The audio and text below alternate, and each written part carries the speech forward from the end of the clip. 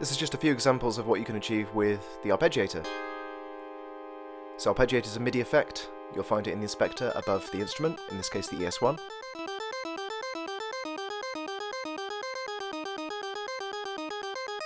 Watch your ears.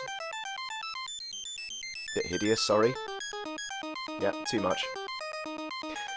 But the thing really becomes useful when you go into the grid. So instead of playing the notes in the order that you played them on the keyboard, you can build a pattern. And you can build something rhythmically interesting by changing the velocity, that's the vertical height of those bars, and designing some kind of rhythmic pattern in this step sequencer. It's a 16-step sequencer, but you can change how many steps you want. You can use those chords or single notes. You can turn them on or off by clicking on those numbers. And right now I'm changing the velocity. Did you know you can change the length? Gets a bit fiddly. So straight away, you can start to create quite an interesting pattern.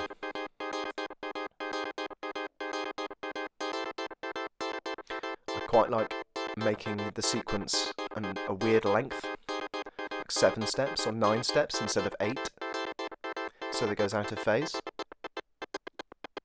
And changing the note length can be really fun.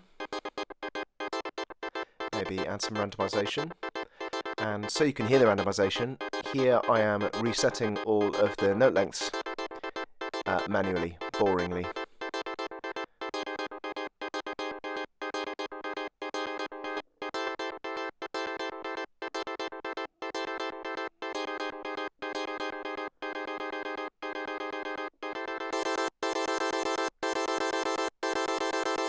So you can't go above 127 velocity, that's the highest MIDI value. So this is going to ignore the velocity data from the sequence, from the grid, and just fix it to 100. I've just added some random velocity variance. But here I'm changing the velocities in the grid so it will use some aspect of those velocities to change the velocity of the sequence. And any arpeggiator sounds better with a bit of ambience. I'm going to create a delay. You could use a reverb, and of course I'm going to go for ping pong.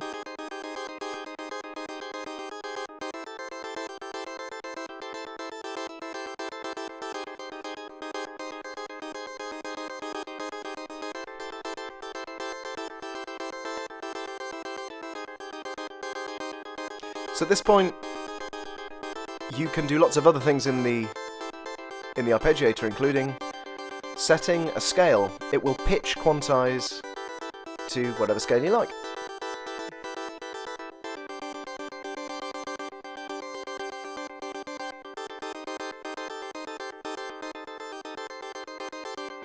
This can be quite fun to change up the sequence a bit, and like anything in these synths and effects, you can automate it, and I've used the latch mode in order to make that automation lane more visible. There it is.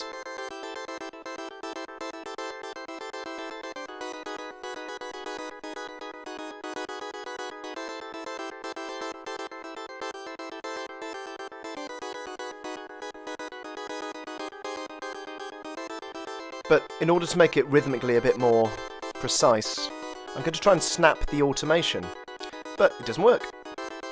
So snapping automation is a bit of a pain. It's in the normal snapping menu, but scroll down and find snap automation. You have to turn it on by clicking active, and then you can see it snaps to those quarter notes.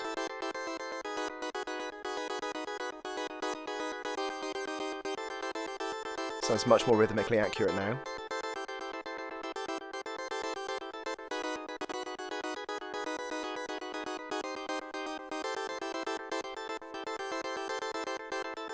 So just want an Apple loop to just get an idea of what it could sound like musically in context.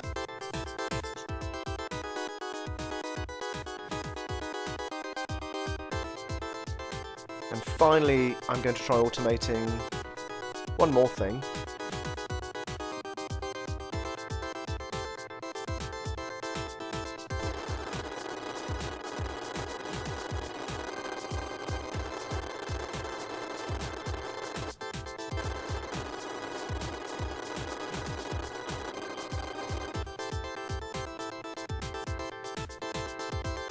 So remember, you can use Latch just to record some nonsense automation. It just makes it visible and easily accessible.